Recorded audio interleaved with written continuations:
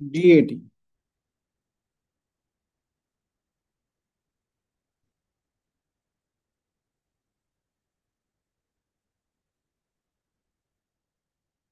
GAT में पढ़ रहे थे हम लोग सर्कुलेटरी सिस्टम। सर्कुलेटरी सिस्टम नहीं, endocrine system.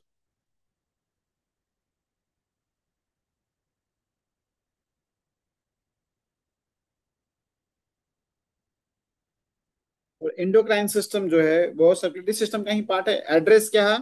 Heart, rent, heart, then pericardium हमारा इंडोक्राइन सिस्टम है। पेरिकार्डियम हमारा इंडोक्राइन सिस्टम है। और इंडोक्राइन सिस्टम तो क्या सिक्स की तो हम लोग पहले से जानते हैं।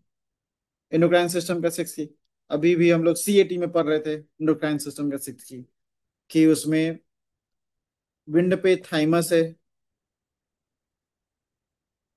हीट पे थायराइड है, हॉटनेस पे पिट्यूटरी है,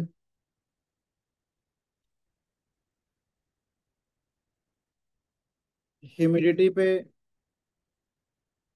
पेंक्रियाज है,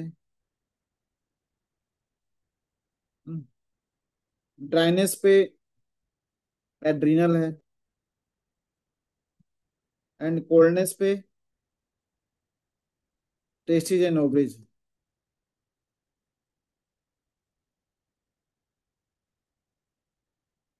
टेस्टिस एंड ओवरीज है ना, ये हो गया इंडोक्राइन सिस्टम का सिक्स की।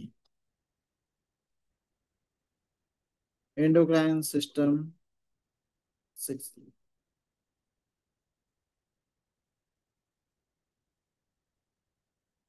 मतलब किसी को अगर थायराइड पे जाना है,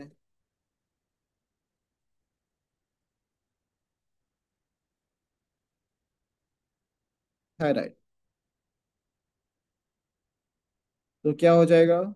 hot, rent, heart and pericardium, rent, heat, then फिर से वही हॉट ऑर्गेन जो हॉट मेरिडियन हमारा क्या हो जाएगा? वो थायराइड हो जाएगा। और थायराइड जो है वो टू टाइप के होते हैं। एक हाइपो और एक होता है हाइपर। हाइपो जो होता है उसमें कोल्ड एक्सेस हो जाता है, एक्सेस। एंड हाइपर में क्या होता है? हीट एक्सेस हो जाता है ना। तो अगर हाइपोथायराइड हो गया है यानी कि कोल्ड एक्सेस है तो कोल्ड सेलेशन का काम चलेगा। यानी कि यहाँ पे हेट्रोटोनिफिकेशन करेंगे, हीट टोन, ड्राई, सिडेट। हम चाहें तो हॉटनेस भी टोन कर सकते हैं, कोल्ड सिडेट, है ना। चाहे तो विंड भी टोन कर सकते हैं और ह्यूमिडिटी सिडेट। एंड पेरिकार्डियम बीजी है, देन CB का हीट टोन। तो ये हो गया किसका ट्रीटमेंट? हाइपोथायराइडिज्म का। हाइपोथायराइड। अगर इसका हम लोग डायग्राम बनाते हैं तो कुछ इस तरह से बनेगा।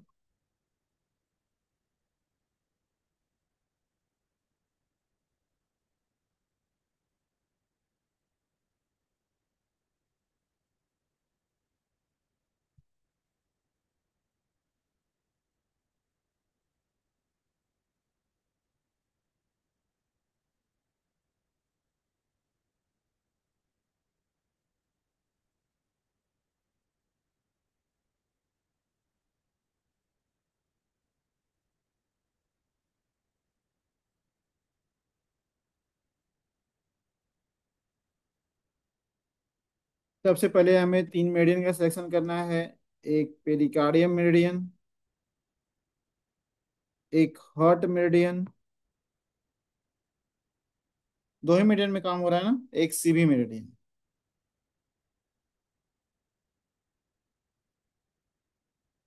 तो ये हमारा पेरिकार्डियम हो गया, ये हो गया हॉट, और ये हो गया CB।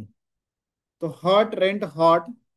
तो हॉट के हॉटनेस पॉइंट को हम लोग जब रेंट करते हैं फर्स्ट स्टेप में। देन हमारा पेरिकार्डियम मेरिडियन इंडोक्राइन सिस्टम का मेरिडियन हो जाता है। उसके हीट को फिर से रेंट करते हैं, हार्ट के हीट को रेंट करते हैं, सॉरी पेरिकार्डियम के हीट को यहाँ पे रेंट करते हैं। ये हमारा सेकेंड रेंटिंग हो गया। देन फिर से हार्ट मेरिडियन हमारा थायराइड का मेरिडियन हो जाता है। एंड वहां पे क्या करते हैं हम लोग, हीट को टोन करते हैं एंड ड्राई को सिडेट करते हैं। फिर हॉटनेस को टोन करते हैं, कोल्डनेस को सिडेट करते हैं, है ना, विंड को टोन करते हैं, ह्यूमिडिटी को सिडेट करते हैं। तो यहाँ पे दो हो गया था, यहाँ पे 3, 4, 5, 6, 7 एंड 8। अगर हम निडल टोनिफिकेशन स्टेशन की बात करें तो हम लोग यहाँ पर निडलिंग करेंगे इस तरीके से डायरेक्शन में, टोन, स्पाइरलिंग निडलिंग को टोन किया एंड स्पाइरली 4 नंबर को सिलेक्ट किया, स्पाइरली फिर 5 नंबर को टोन किया, फिर स्पाइरली 6 नंबर को सिलेक्ट किया, स्पाइरली 7 नंबर को टोन किया, फिर स्पाइरली 8 नंबर को सिलेक्ट किया। देन सीबी के विंड हीट को टोन करेंगे, सीबी का हीट पॉइंट, इसको स्पाइरली टोन करने के लिए हमें कैसे नहीं लगाना पड़ेगा, इस डायरेक्शन में लगाना। ये हमारा हो गया 9 नंबर, तो ये टोटल 9 निडल लगा।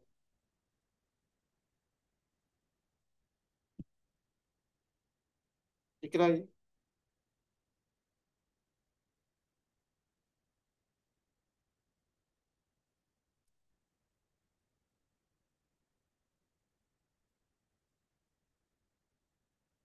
इसी तरीके से हम डायबिटीज के लिए भी बना सकते हैं, पेंक्रियाज का कोई इशू हो गया है तो हम यूज कर सकते हैं इसको। डायबिटीज वाले पेशेंट को क्या करेंगे, इम्यूनिटी रेंट करके जाएंगे। इजी है ये, कुछ बचा नहीं है इसमें एंडोक्राइन सिस्टम। अगर ये समझ में, ये किसको किसको समझ में आया, अमृता जी समझ में आएगी, आशुतोष, आशी, नए लोग तो दिखते ही नहीं है, सब तो पुराने लोग दिख रहे, लगता है जो किए हुए हैं, सब पढ़े हुए वो हैं। नए स्टूडेंट को पता नहीं था क्या, नए लोग क्लास करना है।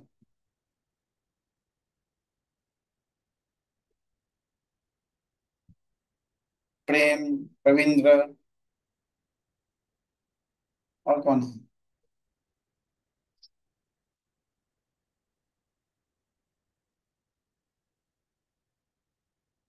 समझ में आया संजय जी। हम्म, क्लियर हुआ। इंडोक्राइन सिस्टम डायबिटीज का बन जाएगा खुद से, डायबिटीज, एड्रिनल, टेस्टिस, ओवरीज, इन सब का बन जाएगा, सेल्फ से बनाना चाहें तो।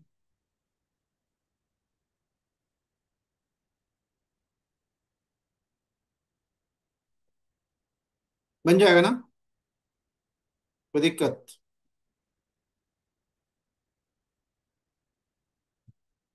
आशुतोष कुछ बोल रहा है क्या, म्यूट अनम्यूट करके रखा है।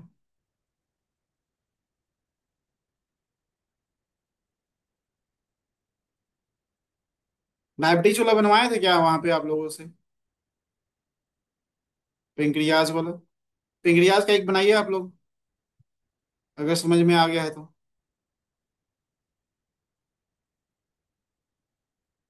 क्या, बन जाएगा ना, सब लोग बना करके जल्दी से ग्रुप में भेजिए, अपने अपने ग्रुप में। डायबिटीज का प्रोटोकॉल बाय एंडोक्राइन सिस्टम, पुराने लोग नए लोग जितने भी हैं सभी लोग, डायबिटीज का प्रोटोकॉल वाया एंडोक्राइन सिस्टम, जल्दी से। मोबाइल में मैं देख रहा हूँ, खोल रहा हूँ, जो जिसका पहले आएगा उसको प्राइज मिलेगा अभी तुरंत, उसके व्हाट्सएप पे भेज दिया जाएगा प्राइज, जल्दी से भेज, जल्दी से बना के भेज। डायबिटीज का protocol via endocrine system, via circulatory system, endocrine system.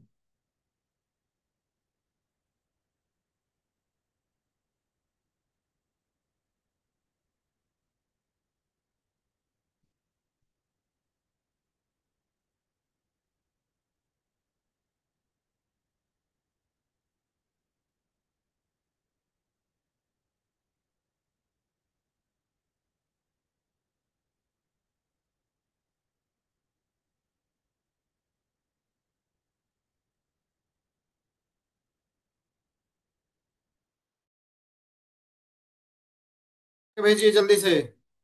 देख रहा हूँ अभी आया नहीं किसी का अभी तक।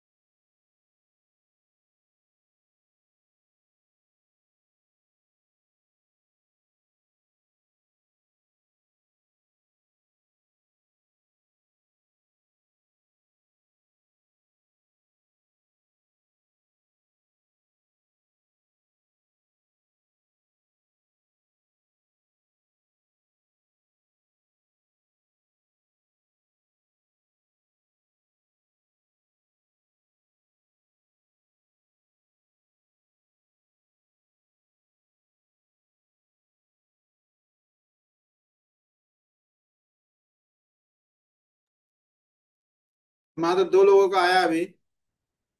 एक का आशुतोष का आया है और एक जयश्री का आया है। पवन का भी आ गया है।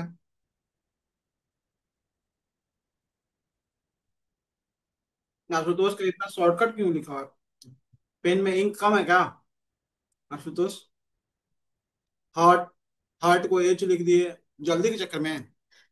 जल्दी बेचना है, भेजना है। और पेरिकार्डियम को पी लिख दिए। तो फिर तीसरा वाला क्या है? तीसरा वाला भी पेरिकार्डियम ही होगा क्या? गलत हो गया, ठीक तो जल्दी। तीसरा वाला पेरिकार्डियम थोड़ा ना होगा।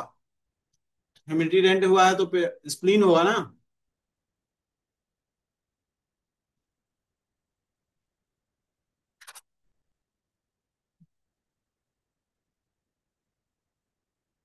हाँ, संजय जी का नहीं है अभी तो।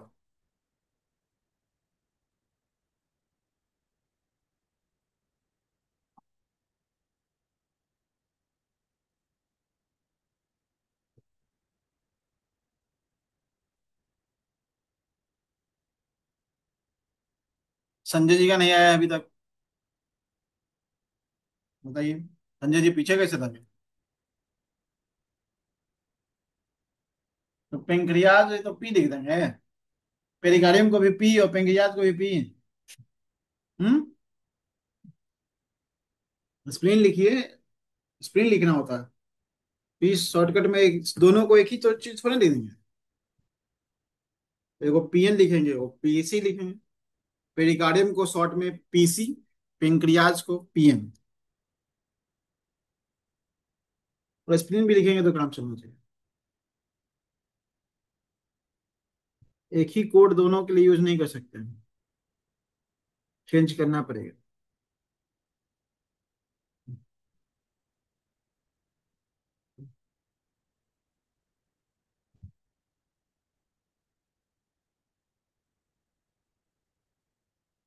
ठीक है, नीडल का एरो भी बना देते तो अच्छा था मीना जी। आप आ नहीं रहे क्लास, सब ठीक है ना? बहुत दिन से क्लास आप नहीं आ रही हैं। पानी भर गया क्या आपकी तरफ?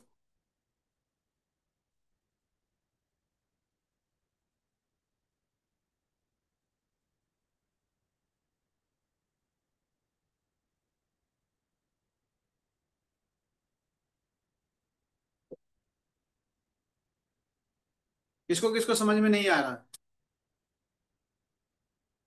किसको समझ में नहीं आया? सब तो बना के भेज ही दिए, सिर्फ संजय जी का नहीं आया, भेज देते तो। संजय जी का कहाँ रह गए? संजय जी कहाँ रह गए? आज डिस्कशन करने वाला कोई नहीं होगा ना घर में? यहाँ पे पहले डिस्कशन करते हैं फिर बनाते हैं। घर में अकेले अकेले बना रहे होंगे। प्राइस गलत बना दिए तो मिलेगा, फाइन लगेगा। गलत बना दिए तो प्राइस नहीं मिलेगा, फाइन लग जाएगा।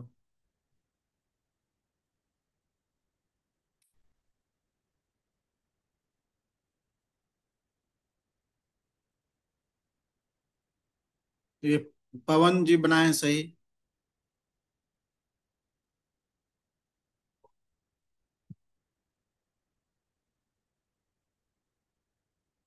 सही सही लिखा है उन्होंने। Pericardium rent.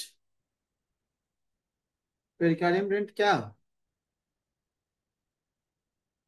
Humidity, sprain humidity stone. अरे रे, गलत कर दिया ना। कौन है पवन जी? ह्यूमिडिटी टोन कर दीजिएगा। ह्यूमिडिटी टोन अविंड से रेट करते उल्टा कर दिए, डायबिटीज और बढ़ जाएगा। ऐसे नहीं करना है। पवन जी गलत हो गया है। प्राइस वापस हो जाए, अभी हम प्राइस भेजने वाले थे आपको, वापस हो गया रास्ता में से नहीं सर, वो ठीक था वैसे शुगर है ना सर, स्प्लीन काम नहीं ना कर रहा, स्प्लीन को बढ़ाना है ना। इसमें फिर ठीक था, उल्टा बना कर रखा, फिर ठीक है, क्या ठीक है। ह्यूमिडिटी टोन होगा। 300 पिज्जा देगा। लेकिन बना देंगे उसका। हाँ एट्रोटोन हाँ हाँ। एट्रोटोन से रेट होगा। ठीक है सर, ठीक है सर। भेजने वाले शुगर थे को प्राइस बढ़ाना आप, था। रास्ता में ठीक है से सर। वापस कर। आई एम, कोई बात नहीं है सर, इसके लिए कोई दिक्कत नहीं है। ठीक ठीक, ठीक ओके सर। है। देखिए यहाँ पे थोड़ा सा प्रोटोकॉल को और भी एडवांस कर सकते हैं डायबिटीज वाले कंडीशन में।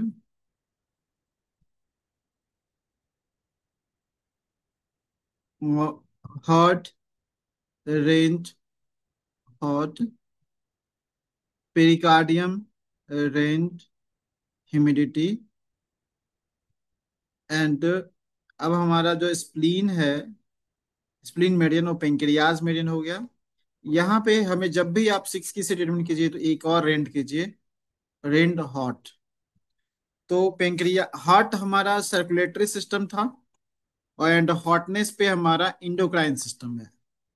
एंड पेरिकार्डियम हमारा इंडोक्राइन सिस्टम हो गया, और ह्यूमिडिटी पे पेनक्रियाज ऑर्गन है। स्प्लीन हमारा पेनक्रियाज इंडोक्राइन सिस्टम हो गया, और उसके हॉटनेस पे पेंक्रियाज में एक पार्ट होता है, जैसे पेंक्रियाज है ये, तो इसमें एक जो एरिया होता है उसे बोलते हैं लैंगरहैंस।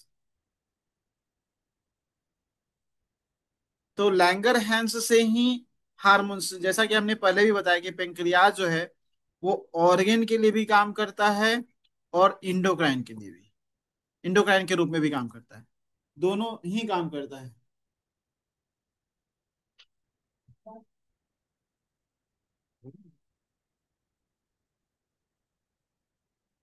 तो जब हम हॉटनेस, और लैंगरहैंस कहाँ पे है? हॉटनेस पे है ना?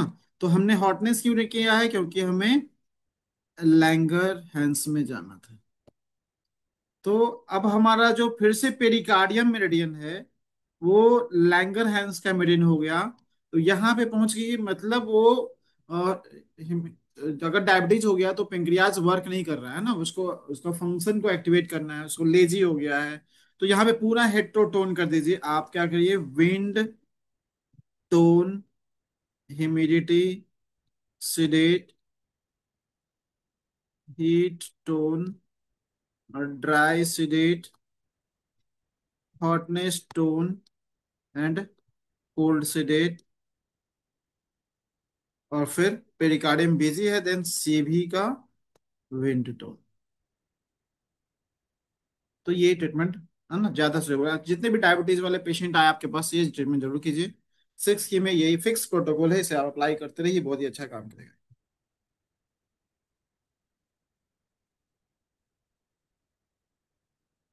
एक पॉइंट और जरूर रेंट करेंगे, हॉट रेंट और लैंगरहैंस के लिए।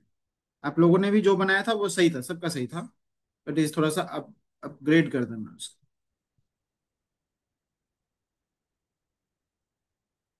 अब एड्रिनल से रिलेटेड कोई, अब यहाँ पे दो ही लॉजिक है, जितने भी एंडोक्राइन हैं, एंडोक्राइन ग्लैंड,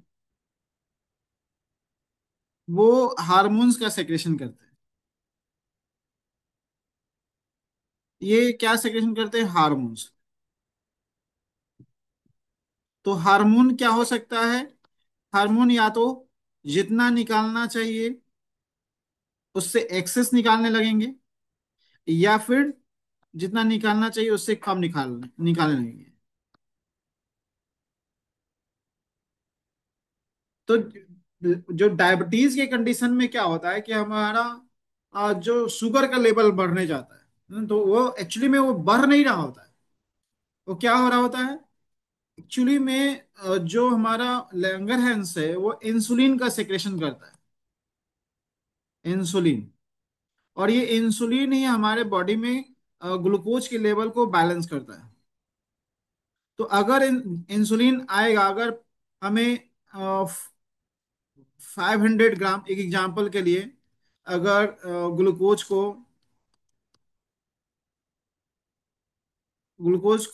500 ग्राम ग्लूकोज को अगर मेंटेन करने के लिए हमें 20 ग्राम इंसुलिन का आवश्यकता होता है। अगर निकल रहा है तो 500 ग्राम ग्लूकोज को बैलेंस करेगा, है ना। लेकिन क्या हो गया, अगर जैसे ही इंसुलिन निकलना 20 ग्राम से कम हो गया, मतलब वो 10 हो गया, तो अब ये इसको कंट्रोल नहीं कर पाएगा, है ना, ग्लूकोज को, चीनी को कंट्रोल नहीं कर पाएगा, फिर ये इसका स्तर बढ़ जाएगा। इसलिए बोला जाता है कि शुगर बढ़ गया। शुगर क्यों बढ़ता है? क्योंकि इंसुलिन का निकलना कम हो जाता है। तो डॉक्टर जो दवा देते हैं, मेडिसिन देते हैं, वो, है ना, वो मेडिसिन क्या करता है, बॉडी में इंसुलिन का ही काम करता है, जो हमारे ग्लूकोज के लेवल को बैलेंस करता है। तो एक्चुअली में जो ये बढ़ रहा होता है ना, इसका जो आप पारा देखते हैं कि किसी का डायबिटीज क्या हो गया है, फास्टिंग में 180 हो गया है ना। तो मतलब कि जितना था, मतलब इसको आप बढ़ा हुआ नहीं समझेंगे कि ये बढ़ गया है। ये बढ़ा इसीलिए क्योंकि बॉडी में इंसुलिन जो इसको डाइजेस्ट करता था, जो इसको ऑब्जर्व करता था, वो कम हो गया, इसलिए ये बढ़ गया। तो हमने बोला कि आपको देखना है कि एक्सेस है या डिफिशियंट है। तो ब्लड रिपोर्ट आपके पास आएगा, आप देखेंगे अच्छा ये तो एक्सेस दिख रहा है, ज्यादा है, तो फट से आप भी उसको क्या करेंगे, घटाने का प्रोटोकॉल लगा देंगे, तो फिर गड़बड़ हो जाएगी। उसी तरीके से जब हम थायराइड का ट्रीटमेंट करते हैं, तो जब थायराइड का ट्रीटमेंट करते हैं तो उसमें maximum doctor T3, T4 and TSH, 3 test होता है। तो मैक्सिमम जो डायबिटीज का जो दवा प्रिस्क्राइब होता है वो TSH देख करके होता है। तो TSH क्या होता है, TSH का लेवल अगर 3 पॉइंट तक, 3 पॉइंट कुछ समथिंग, सबका लैब का अलग अलग होता है, 3 पॉइंट समथिंग या कुछ, ये नॉर्मल रेंज है, नॉर्मल रेंज है। बट पेशेंट आपके पास आता है 3 पॉइंट समथिंग, है ना, नॉर्मल रेंज। पेशेंट आपके पास आएगा हाइपोथायराइड वाला जो आएगा, उसका ये TSH कितना रहेगा, 10 हो जाएगा, 8 हो जाएगा, 20 रहेगा। मतलब ये क्या दिख रहा है, ये दिख रहा है कि TSH एक्सेस हो गया। अब यहाँ पे भी आप सोचेंगे कि ये तो हमको तो बताए थे कि जब एक्सेस रहे तब सिडेशन करना है ना। और डिफिशियंट है तो टोनिफिकेशन करना है। तो यहाँ पे भी एक लॉजिक है कि जो टीएसएच है ना, टीएसएच एक्चुअली में क्या है, पिट्यूटरी ग्लैंड्स का हार्मोन्स है। और पिट्यूटरी ग्लैंड्स कमजोर है, ये बात नहीं है कि पिट्यूटरी ग्लैंड्स में प्रॉब्लम हो गया इसीलिए टेन उसका टीएसएच लेवल बढ़ गया। टीएसएच इसलिए बढ़ गया, टीएसएच का नाम होता है thyroid stimulation hormone. Thyroid stimulation hormone मतलब कि ये हमारा पिट्यूटरी ग्लैंड्स है, पिट्यूटरी ग्लैंड। तो पिट्यूटरी ग्लैंड तो बहुत सभी ग्लैंड्स का मास्टर ग्लैंड्स बोला जाता है इसको। मास्टर ये सिर्फ थायराइड को नहीं, बहुत सारे ऑर्गन्स को भी कंट्रोल करता है। तो पिट्यूटरी ग्लैंड और इसके नीचे हमारा है थायराइड ग्लैंड्स।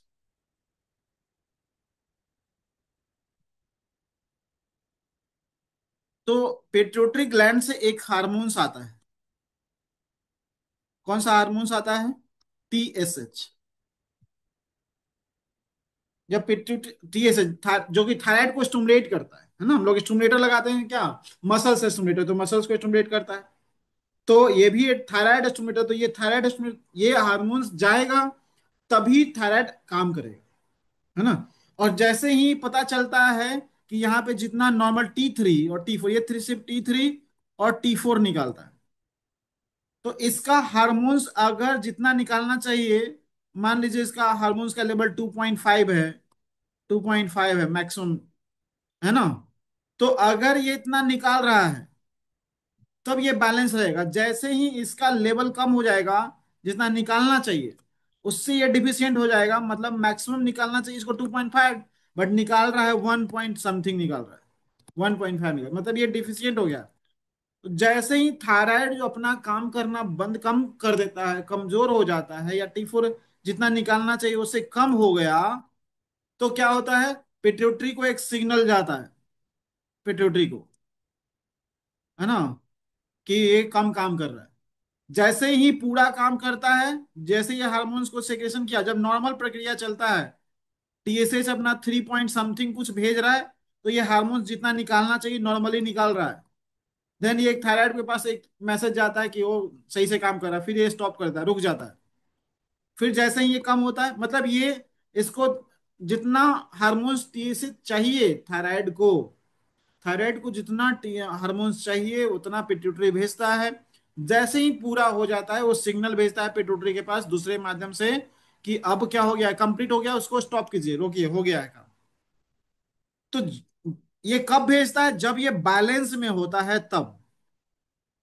लेकिन जैसे ही ये इनबैलेंस होता है तो 1.5 है, 1.3 हो गया, 1 हो गया, कम हो गया, T3 T4, तो वो क्या होता है, वो हार्मोन्स भेजते रहता है उसको एक्टिवेट करने के लिए। 3.5 से वो ज्यादा भेजेगा, 5 भेजेगा, 6 भेजेगा, 7 भेजेगा। वो किस लिए भेजता है? कि तुम काम करो थायराइड, तुम काम करो, है ना। थायराइड पिट्यूटरी में कोई प्रॉब्लम नहीं हुआ है, पिट्यूटरी बिल्कुल नॉर्मल है। ऐसा नहीं कि हम टीएसएच को कम करने का प्रोटोकॉल लगाने लगे हैं। टीएसएच को बैलेंस करने का मतलब आपको पिट्यूटरी पे काम करना पड़ेगा, बट पिट्यूटरी पे काम नहीं करना है। वो टीएसएच का हार्मोन्स इसलिए ज्यादा हो गया क्योंकि T3 और T4 कम काम कर रहा था। वो टी पिट्यूटरी उसको और भेज रहा है कि ज्यादा भेजेंगे तो हो सकता है कि ज्यादा करेगा काम, तो वो बैलेंस करेगा, बट वो कर ही नहीं रहा है। तो इस चक्कर में क्या करता है, पिट्यूटरी ढेर सारा हार्मोन्स भेज देता है, बट वो थायराइड क्या करता है, उसको एक्सेप्ट नहीं करता है, और उसको लेता नहीं, और लेजी हो जाता है, वो काम करने की इच्छा नहीं करता, वो आएगा फिर हमको काम करना पड़ेगा, उसको बोलता है बाहर ही रहो। तो उसके इसके लिए क्या होता है, ब्लड में टीएसएच लेवल बढ़ जाता है, उसको वो अपने बॉडी में इंसर्ट ही नहीं करने देता थायराइड में। समझ में आया ये थायराइड का माजरा क्या है? अगर T3 T4 बैलेंस भी है, मान लीजिए T3 जितना होना चाहिए उतना ही है, T4 जितना होना चाहिए उतना ही है, T3 और T4 ही जो हार्मोन है वो थायराइड का हार्मोन है, बट आपके पास रिपोर्ट लेकर के पेशेंट आया है, उसमें T3 और T4 नॉर्मल है, उसका रेंज रेंज दिखा रहा है कि नॉर्मल है, लेकिन फिर भी टीएसएच बढ़ा हुआ है। क्यों बढ़ा हुआ है? क्योंकि T3 और T4 बैलेंस में निकालने के लिए टीएसएच को ज्यादा मेहनत करना पड़ रहा है, पिट्यूटरी को ज्यादा मेहनत करना पड़ रहा है, इसलिए वो ज्यादा निकाल रहा है। अभी भी हमारा जो कमजोर कौन है, थायराइड ही कमजोर है। इसीलिए हमें वर्क किस पे करना है? टीएसएच का लेवल हार्मोन्स अगर बढ़ा हुआ भी है, बस जब हम लोग, अभी हम लोग को याद आता है जब बाद में हम लोग स्टडी किए अच्छे से, इस पे डीप में नॉलेज लिए, तो पहले पता चला कि बाद में कितना हम लोग कंफ्यूजन में रहते थे स्टार्टिंग में, थायराइड का ट्रीटमेंट करते थे तो हम लोग को लगता था कि हार्मोन्स बढ़ा हुआ है, टीएसएच बढ़ा हुआ है, तो इसको तो एक्सेस हो गया ये, इसको तो कम करना पड़ेगा, एंटी क्लॉक प्रेशर देना पड़ेगा। बट चेतना का स्तर अच्छा होता है तो काम भी बहुत ही अच्छा होता है ना। तो चेतना अच्छा होना चाहिए, काम तो अच्छा होता है, फिर भी रिजल्ट बहुत अच्छा आता है। देखिए अभी पता चलता है जब आप एक्यूरेट सब, जब साइंस पढ़ते हैं, इसका लॉजिक पढ़ते हैं, क्या है नहीं है, थायराइड कैसे काम करता है, उसका हार्मोन्स क्यों बढ़ जाता है, उसका हार्मोन्स क्यों घट जाता है, तो और भी अच्छा से आपके पास नॉलेज ये सब चीजों की भी होनी चाहिए।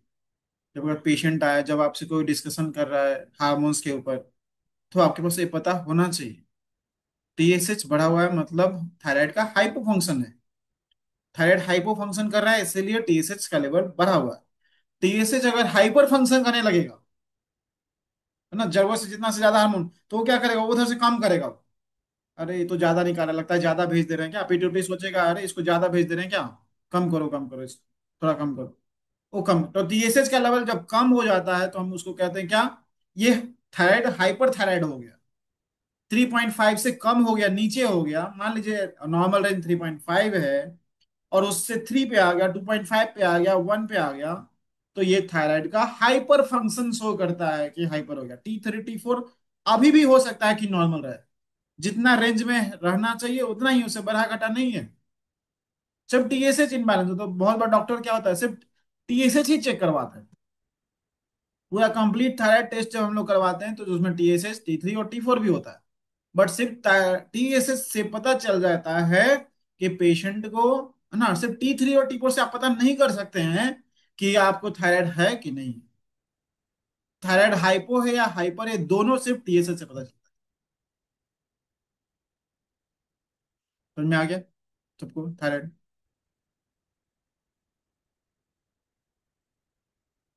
उसी तरह से हमारा एड्रिनल ग्लैंड्स में, एड्रिनल ग्लैंड्स में ऐसा ऐसा नहीं है, वहां पे हार्मोन्स या तो कम हो जाएगा या फिर ज्यादा हो जाएगा, है ना।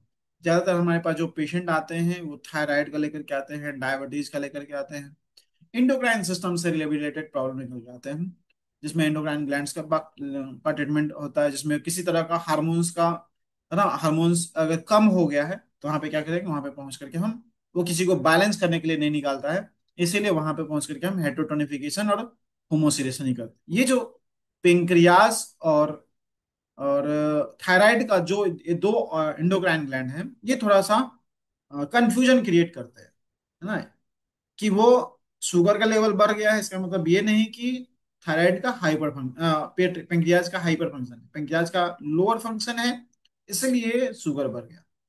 थायराइड टीएसएच बढ़ गया इसका मतलब ये नहीं कि थायराइड का हाइपर फंक्शन है, वो हाइपो फंक्शन है। बट अदर इंदो ग्लैंड्स में अगर आपका हार्मोन जितना होना चाहिए उससे डिफिशियंट आ रहा है, तो वहां पे हेटरोटोनिफिकेशन करेंगे और होमोसिडेशन करेंगे, बहुत तरह का हार्मोन्स निकालता है, इंड्रिनल भी निकालता है, एस्ट्रोजन ओवरीज भी निकालता है, थाइमस भी निकालता है, तो हमें यही इंडोक्राइन सिस्टम है। इंडोक्राइन सिस्टम के बाद एक बहुत ही अच्छा चैप्टर है जिसे हम लोग को पढ़ना है, डाइजेस्टिव सिस्टम। ग्रोथ हार्मोन्स तो पिट्यूटरी पे ही ट्रीटमेंट करना पड़ेगा ना, ग्रोथ हार्मोन तो जीटीएच,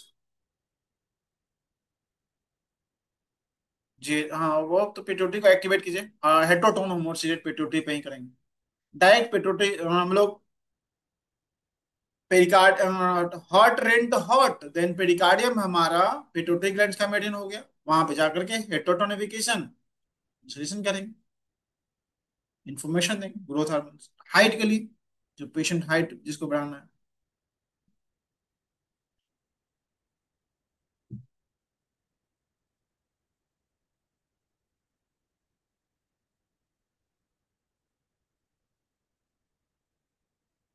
बढ़े आगे डाइजेशन सिस्टम में चलें।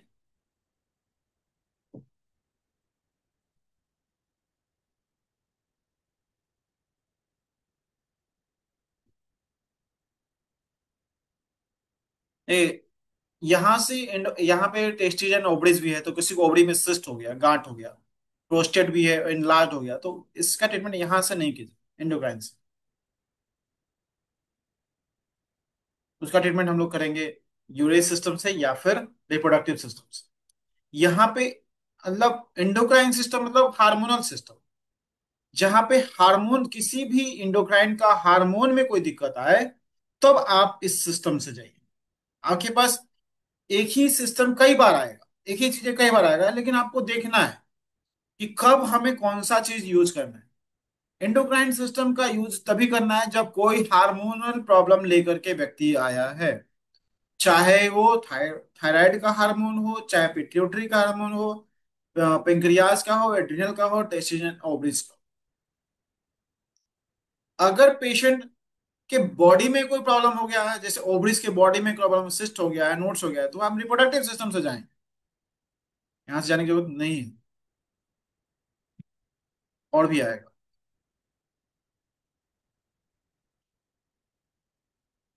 सब इंडोक्राइन सिस्टम दो बार आएगा, इंडोक्राइन सिस्टम दो बार आएगा। अभी हम वाया सर्कुलेटरी सिस्टम भी पढ़ रहे हैं, अभी कुछ दिन बाद आएगा नर्वस सिस्टम, तो नर्वस सिस्टम के थ्रू भी इंडोक्राइन सिस्टम आएगा।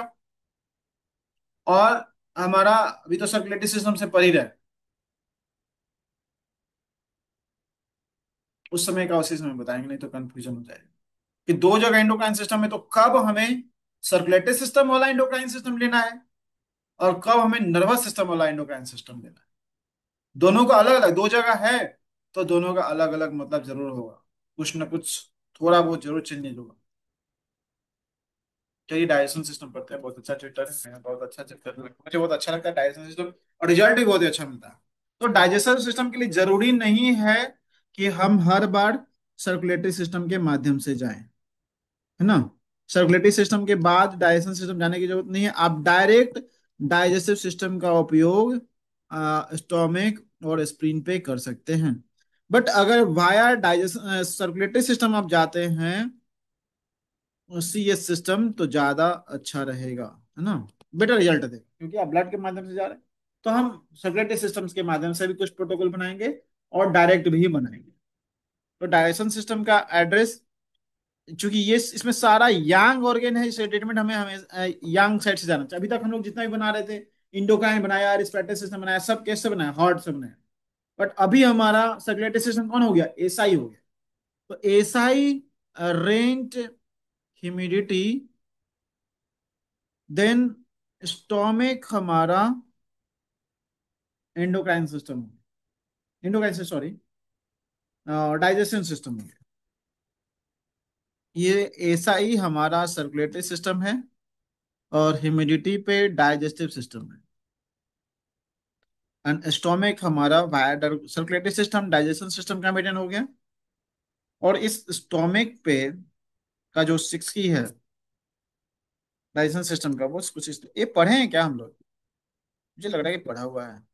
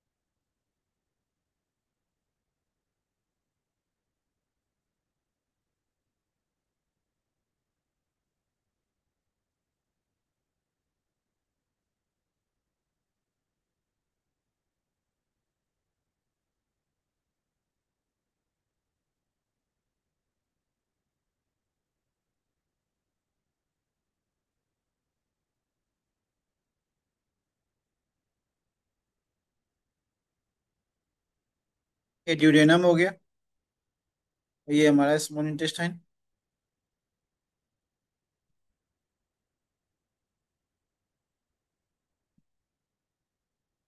और ये हो गया लार्ज इंटेस्टाइन।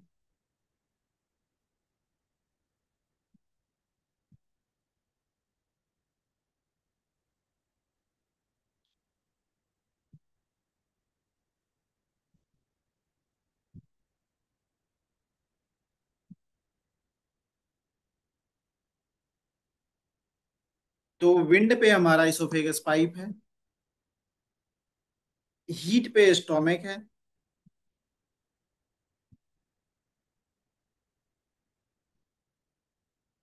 हॉटनेस पे ड्यूडेनम है,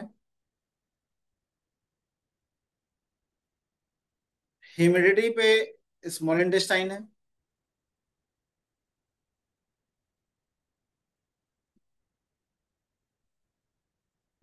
ये ह्यूमिडिटी,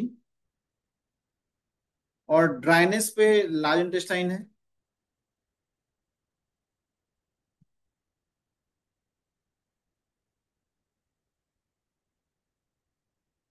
एंड कोल्डनेस पे रेक्टम है।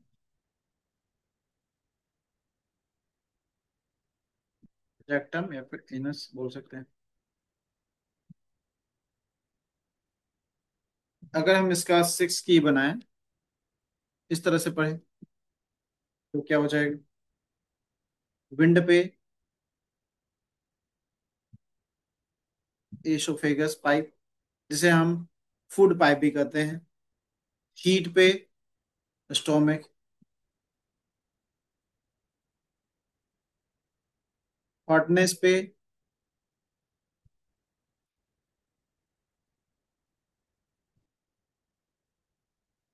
हेलो,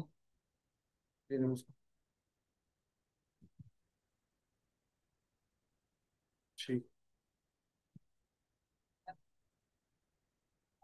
ठीक, ठीक।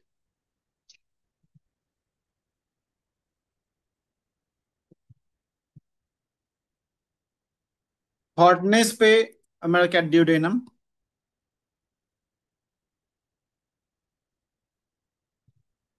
ह्यूमिडिटी पे स्मॉल इंटेस्टाइन,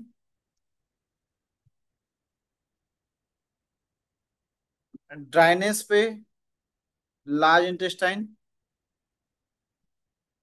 एंड कोल्डनेस पे रेक्टम, रेक्टम या फिर एनस। ये हो गया डाइजेशन सिस्टम का 6 की। सिस्टम 6, पहुंच जाएंगे ना सभी जगह पे, कहीं भी जाना हो तो। मुझे क्यों लग रहा है कि हम इस बैच में भी बताए हैं ये चीजें? बताया था क्या? हो गया है क्या?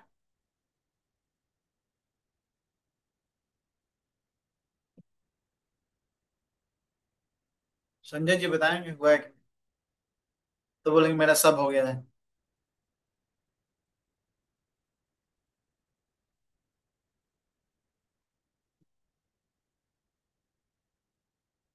नहीं हुआ है, ठीक है। तो किसी को फूड पाइप में जलन होता है, कभी कोई बोलता है सीना में जलन होता है, एक्चुअली कहाँ जलन होता है? इसोफेगस पाइप में जलन होता है, एसिडिटी। मान लीजिए कोई पेशेंट आया, उसको एसिडिटी का प्रॉब्लम है, तो आपको प्रॉब्लम तो समझना चाहिए कौन से ऑर्गन का प्रॉब्लम है, तभी तो आप ट्रीटमेंट करेंगे। तो किसी को एसिडिटी का प्रॉब्लम है,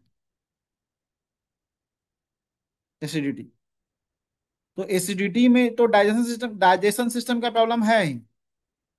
हम सभी को पता है कि गैस बनता है ना पेट में, देन सीने में जलन होता है, लेकिन डाइजेशन सिस्टम में कौन सा पार्ट का प्रॉब्लम है? तो इसोफेगस पाइप का प्रॉब्लम।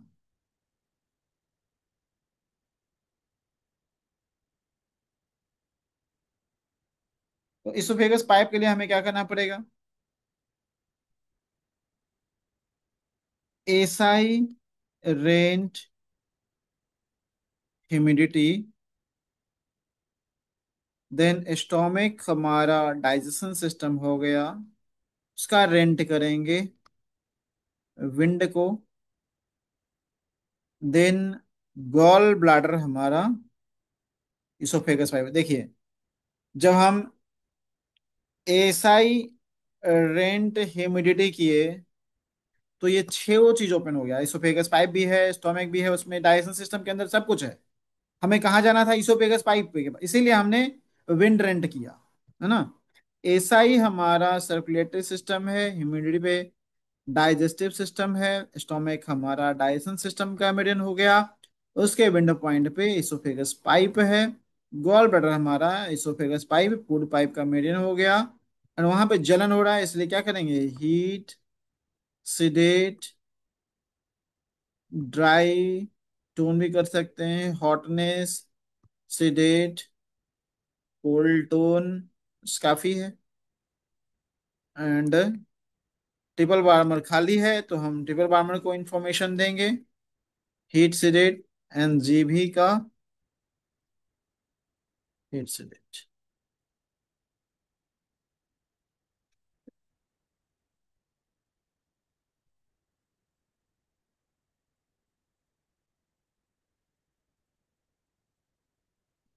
टीसी में क्लास नहीं ना अभी।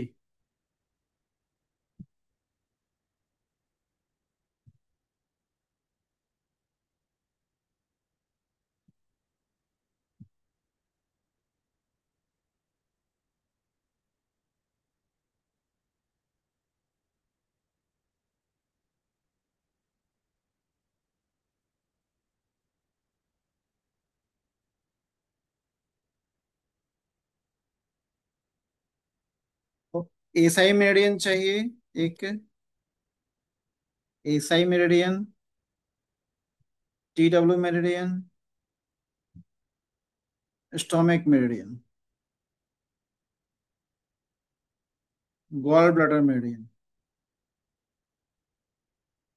एंड जीभी मेरिडियन चाहिए। तो पहला था एसाई रेंट ह्यूमिडिटी, तो फर्स्ट रेंटिंग हम लोग करेंगे, एसआई का ह्यूमिडिटी पॉइंट को रेंट करेंगे, फर्स्ट रेंटिंग। दूसरा stomach rent wind, stomach meridian के विंड पॉइंट को रेंट करेंगे, देन ये सेकेंड रेंटिंग हो गया, सेकेंड रेंटिंग।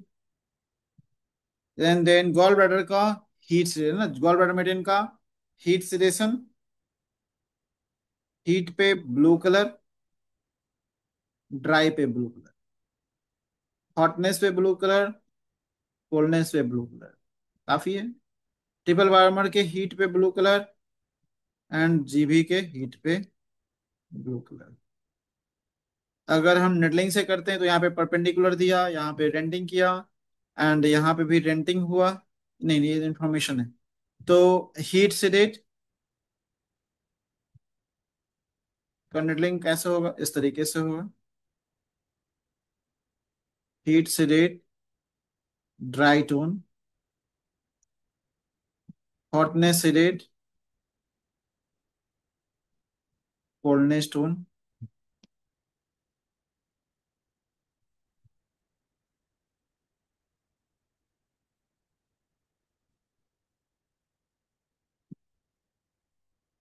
एंड ड्राई से ट्रिपल वार्मर का heat sedate and GV का हीट से डेट। नेडलिंग से इस तरह से हम कर सकते हैं। तो दो हो गया, तीन, 4 number needle, 5 number needle, 6 number needle, 7 number needle और ये 8 नंबर।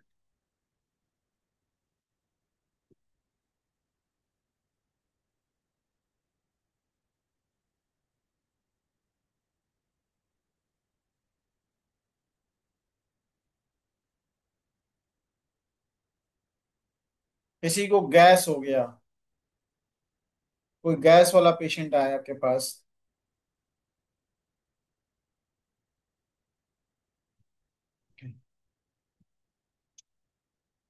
कोई पेशेंट आया उसको गैस्ट्रिक का प्रॉब्लम है, गैस बना हुआ है, पेट दर्द कर रहा है। तो गैस की कहाँ पे बना हुआ रहता है, हमें स्टोमक में बना हुआ रहता है। तो हम क्या करेंगे, SI rent humidity, stomach rent heat.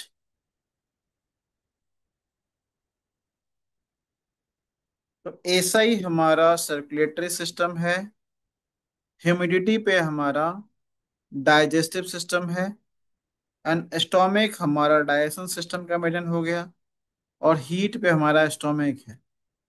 Then SI हमारा क्या हो गया, एसआई हमारा स्टोमिक का मेडियन हो गया। यहाँ पे जाकर के हॉटनेस रिलेशन एंड कोल्डनेस, है ना, गैस हॉटनेस एनर्जी है, hotness hotness relation and coldness tonification. लेकिन मैं आपको बता दूं कि इसे थोड़ा सा प्रोटोकॉल को एडवांस करने की जरूरत है। ये हमारा स्थाई हमारा स्टोमिक हो गया।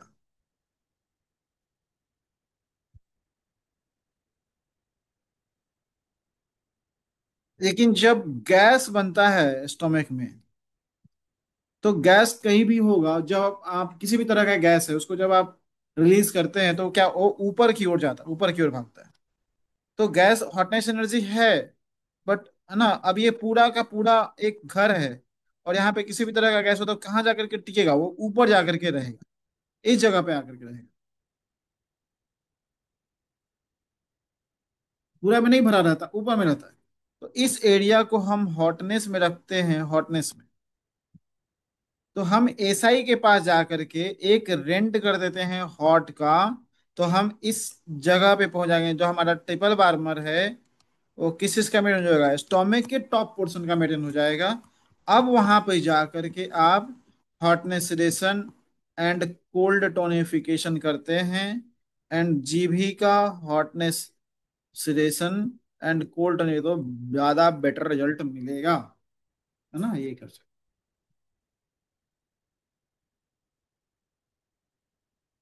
बैलून में जब गैस भर जाता है तो क्या होता है, वो ऊपर चला, ऊपर की ओर जाता है। वो ना गैस कभी भी होगा तो क्या हो जाएगा, ऊपर में जाकर टिकेगा, टिकेगा।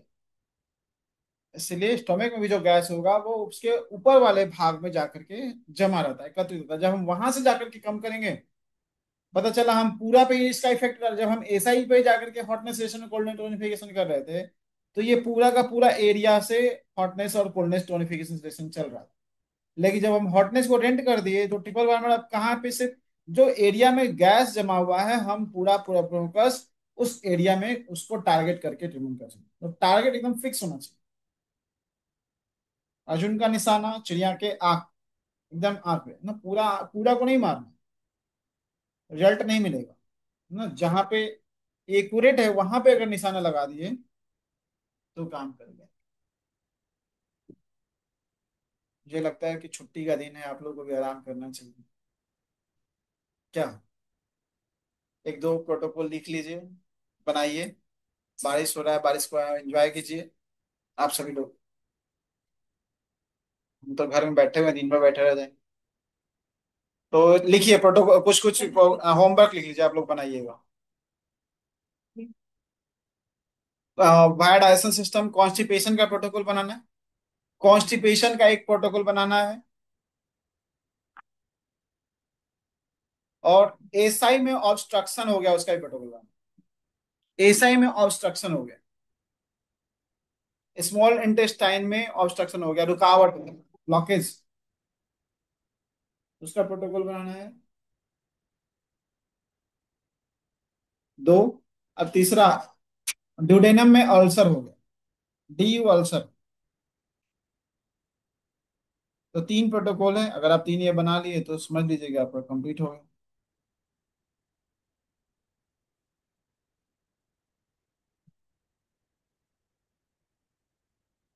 तीन प्रोटोकॉल, एक कॉन्स्टिपेशन, एक ड्यूडेनम अल्सर, एक एसआई ऑब्स्ट्रक्शन।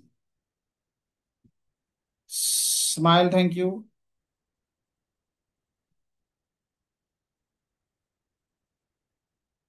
जी बस। हाँ।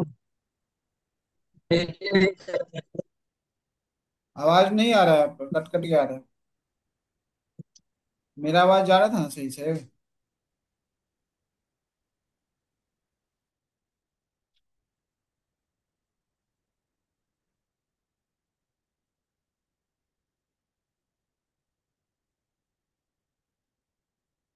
आशुतोष जी कुछ बोल रहे थे।